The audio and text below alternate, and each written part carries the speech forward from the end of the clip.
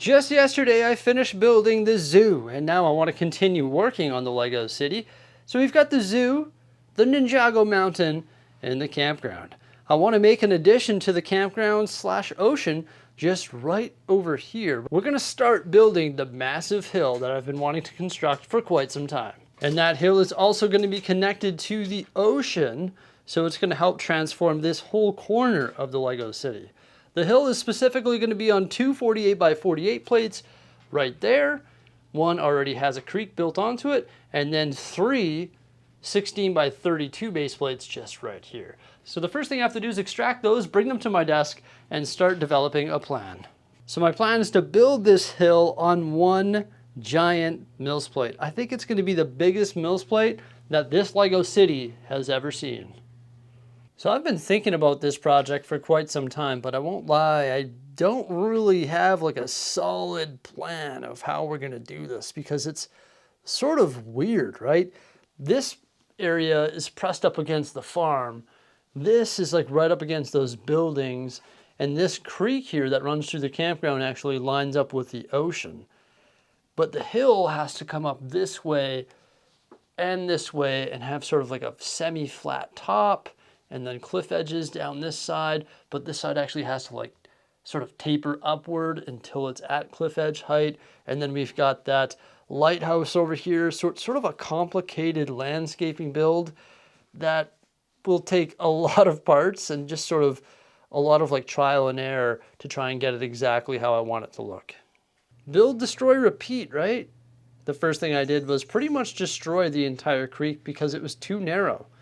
This water here has to connect to the ocean, specifically the base of the lighthouse, which is 32 studs. And the lighthouse is going to be positioned right here, so I'm actually slowly expanding the water out so that it's 32 studs, and that will line up with the base of the lighthouse. So the next thing that I decided to do was start constructing the cliff edge using some of these panels. You can see I've staggered them.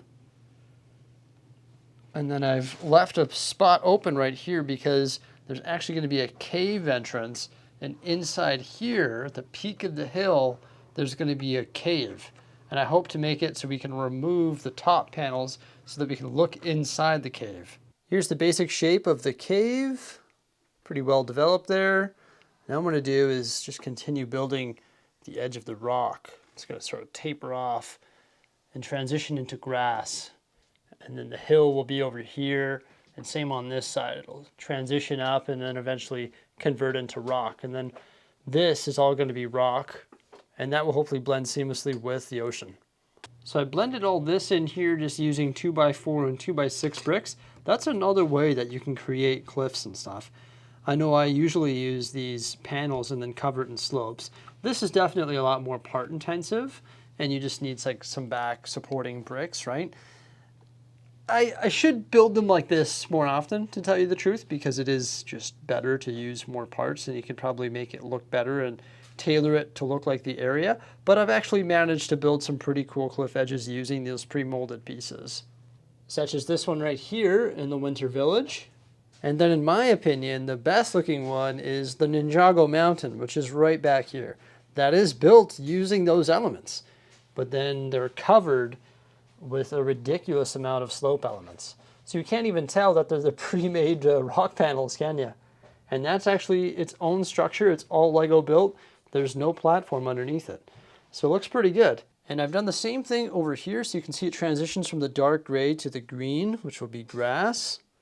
The farm will be right here where these pieces are. And then the campground is right here. I've started MILS plating this using some green elements here.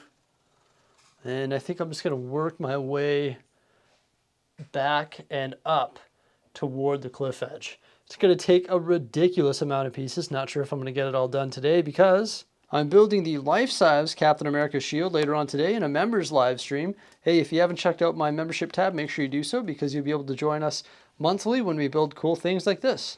For the construction of the hill, these 2x10 plates that I found on the pab wall are definitely coming in handy. Stacking 4 of the plates like this here go up 1 brick.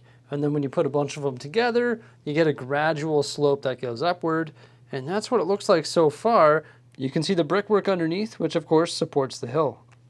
So these different sections can very easily be removed, like this here, to expose the support structure underneath. Like that there. There's all the bricks and the MILS plate. And I know it looks a little bit uniform right now, but once we add modified plates and 1x4 plates and curved slopes and regular slopes to this hill, it should change up the texture. This is just like the base construction of it, giving it a solid foundation. You can see it's pretty strong, putting a lot of pressure on it there. So yeah, it looks pretty good. And using this sort of system obviously keeps the weight down, because if it were to be solid, boy oh boy, it would be heavy. But it should be strong in the end and relatively light and look really good, I hope. All the 2x10s have now been laid, and I also blended in the sides here. So that looks good. The ducks are happy. They're getting their habitat back there. And this side is all blended in as well. And once we cover this thing with more plates and curved slopes and trees too, we gotta cover it with trees, it's gonna look pretty good. I've got to detail the water, add the top here, detail the cave, probably just cover this with green plate, and then I also have to blend it in here because this actually comes up a little bit taller. So I've got to just raise all this up a little bit.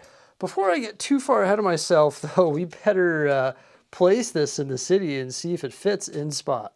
Built on a MILS plate, so it's all one big solid chunk. So you can move it as one big solid piece, which is nice.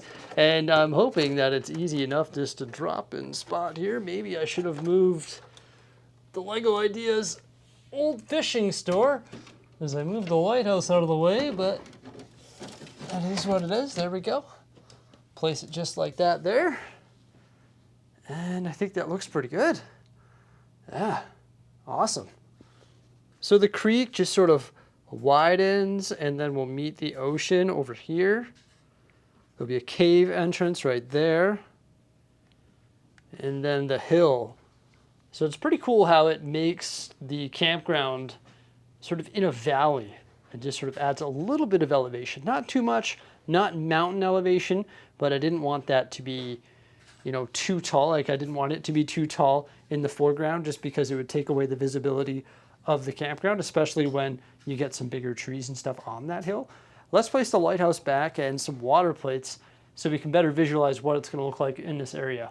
At this point, I mean, it's still a rough draft, right? Things are still being worked on and plans are still being developed, but my vision is to have the lighthouse either here or where that tiled off plate is, and then it's its own separate island. I think building it into the rock edge would sort of be, I don't know, just a little bit difficult because I'd have to rebuild this entire thing and sort of rest this lighthouse on a like new built base, right?